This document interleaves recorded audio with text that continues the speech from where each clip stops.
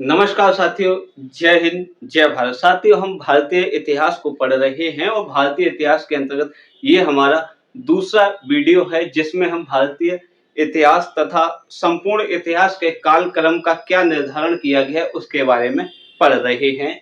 आइए देखते हैं भारतीय इतिहास का वर्गीकरण या केवल कह सकते हैं इतिहास का वर्गीकरण। तो इतिहास को हम मुख्यतः 3 भागों में बाँटते हैं: प्रागैतिहासिक काल, आद्य ऐतिहासिक काल और ऐतिहासिक काल या आधुनिक काल या वर्तमान काल। प्रागैतिहासिक काल साथियों वो होता है जिसके लिखित साक्ष्य मौजूद नहीं है, केवल पुरातात्विक साक्ष्य मौजूद हैं। प्रागैतिहासिक काल क्या है? प्रश्न यहाँ से परीक्षाओं में पूछे जाते हैं, तो याद रखिएगा प्रागैतिहासिक काल। प्रागैतिहासिक काल वह काल है जिसके लिखित साक्ष्य मौजूद नहीं है, केवल पुरातात्विक साक्ष्य ही मौजूद है। दूसरा है साथियों आद्य ऐतिहासिक काल। आद्य ऐतिहासिक काल उस काल को कहते हैं जिसके लिखित साक्ष्य तो मौजूद हैं परंतु उन्हें पढ़ा नहीं जा सका है। तीसरा आता है ऐतिहासिक काल या वर्तमान काल या आधुनिक काल। यह वह काल होता है जिसके लिखित साक्ष्य मौजूद हैं तथा उन्हें पढ़ा भी जा सका है। साथियों, यहाँ एक पॉइंट याद रखना है कि प्रागैतिहासिक काल लिखित साक्ष्य मौजूद नहीं है, आद्य ऐतिहासिक साक्ष्य लिखित साक्ष्य मौजूद है परंतु पढ़ा नहीं जा सका है, ऐतिहासिक काल लिखित साक्ष्य मौजूद है जिन्हें पढ़ा भी जा सका है।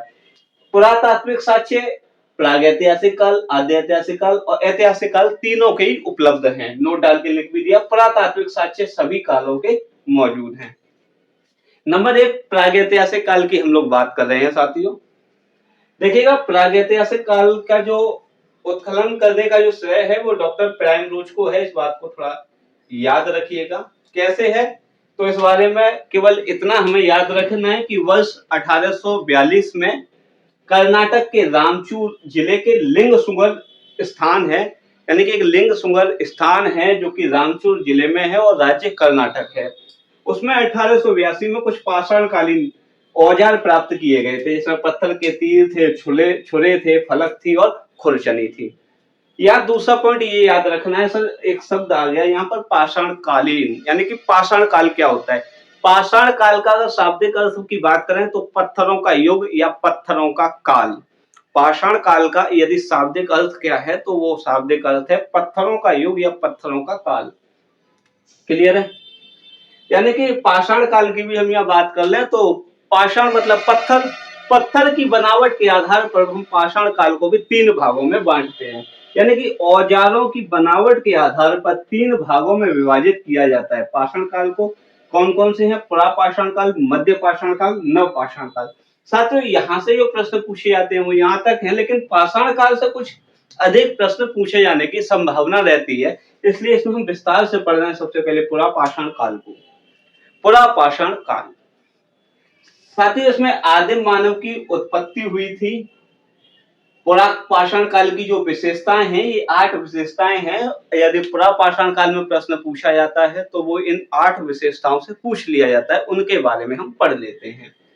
पुरापाषाण काल आदिम मानव की उत्पत्ति, जीवन यायावार व दयनीय, यानी कि ये बड़े दयनीय स्थिति में रहते थे। यायायार मतलब ये घुमक्कड़ हुआ करते थे, ये समूह में नहीं रहते थे, एक जगह टिककर नहीं रहते थे। जीवन यापन का जो आधार था वो शिकार था, औजारों का जो आकार था वो बड़ा था, समूह में निवास नहीं करते थे, आदिम मानव था, केवल उपभोक्ता था। ये यहाँ वेरी वेरी इंपोर्टेंट रहने वाला है साथियों कि पुरापाषाण काल का जो आदिम मानव था या पुरापाषाण काल का जो मानव था वो कैसा था? तो वो केवल उपभोक्ता था, यानी कि केवल प्रयोग करता था। क्लियर है? किसी भी चीज का प्रयोग करता था, यानी कि दूसरों पर निर्भर रहता था, उपभोक्ता था। आग से परिचित नहीं था, परंतु आग से परिचित था परंतु उपयोग नहीं जानता था। जो आदिम मानव था, जो पुरापाषाण काल का मानव था, वह आग से तो परिचित था परंतु उसका प्रयोग करना नहीं जानता था। ये चीजें भी साथियों यहाँ पर इंपोर्टेंट हैं। निवास स्थान कहाँ है? तो शिवालिक की पहाड़ियां, भीमबेटका की गुफाएं, बेलन घाटी जो कि मिर्जापुर उत्तर प्रदेश में है। क्योंकि उत्तर प्रदेश की तैयारी कर रहे हैं तो वहां में इंपोर्टेंट है कि बेलन घाटी जो कि उत्तर प्रदेश के मिर्जापुर जिले में है, उसमें आदिम मानव यानी कि पुरापाषाण काल का मानव निवास करता था। और एक डीडवाना जो कि राजस्थान के नागौर जिले में उपस्थित स्थान है, वहां भी यह पुरापाषाण काल या आदिम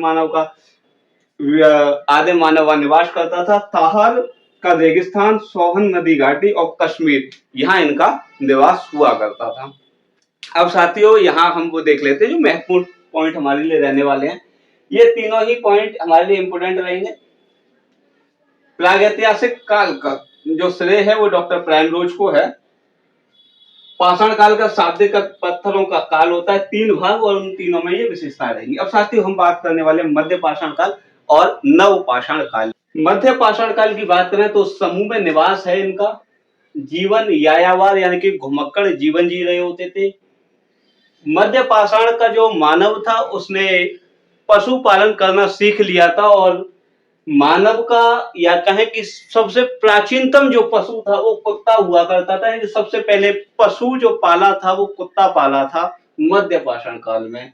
औजारों का आकार छोटा हो गया था और इस औजारों का जो आकार छोटा हुआ था उसको लिए एक शब्द का यूज किया था, माइक्रोलिथस।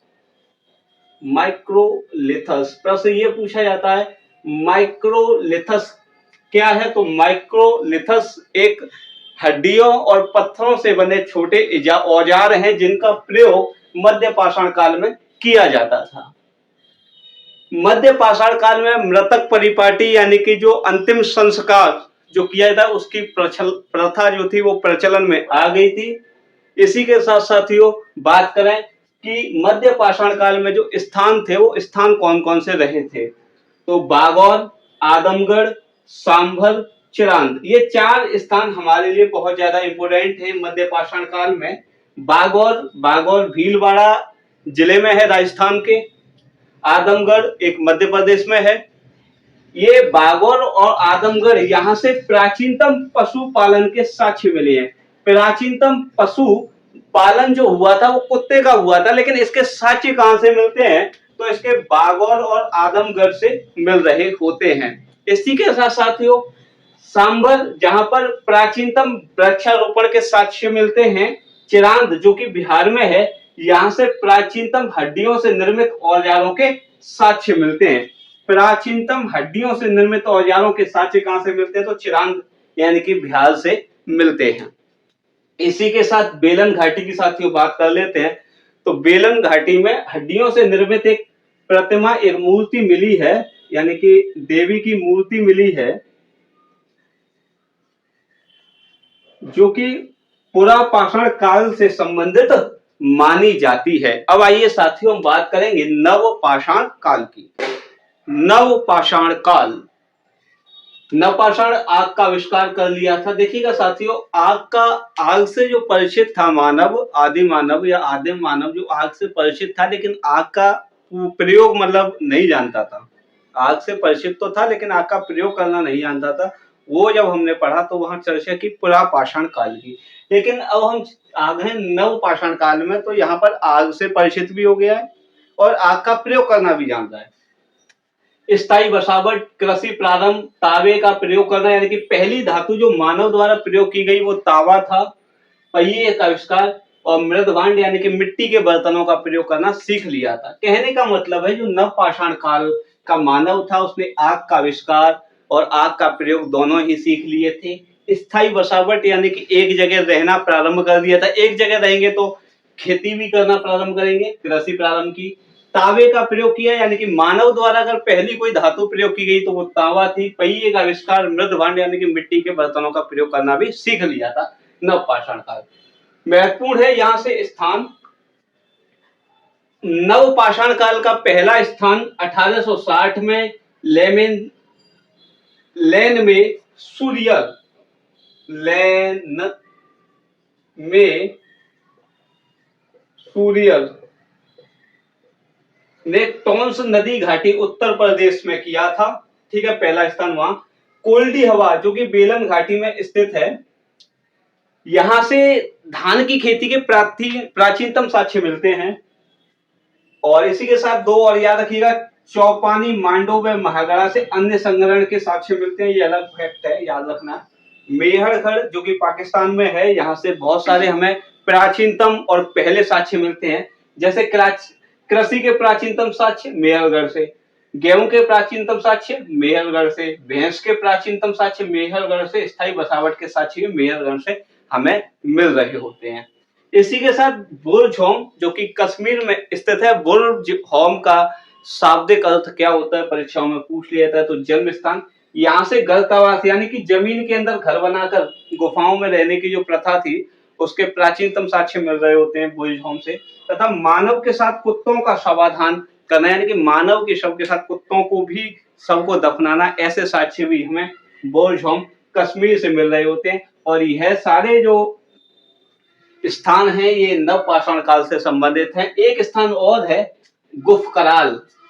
गुफकराल जो कि कश्मीर में है, और गुफकराल का शाब्दिक अर्थ कुमार की गुफा होता है, और यह स्थान भी नवपाषाण काल से संबंधित है। अब साथियों, यहाँ तक ये जो वीडियो थी समाप्त होती है। आगे की जो वीडियो रहेगी उसमें हम मानवों के बारे में पढ़ेंगे कि मानव की उत्पत्ति किस रूप में हुई है, जो कि हमारे इतिहास का ही एक विषय है, एक टॉपिक है। जब तक बने रहिएगा साथ। जय हिंद, जय भारत।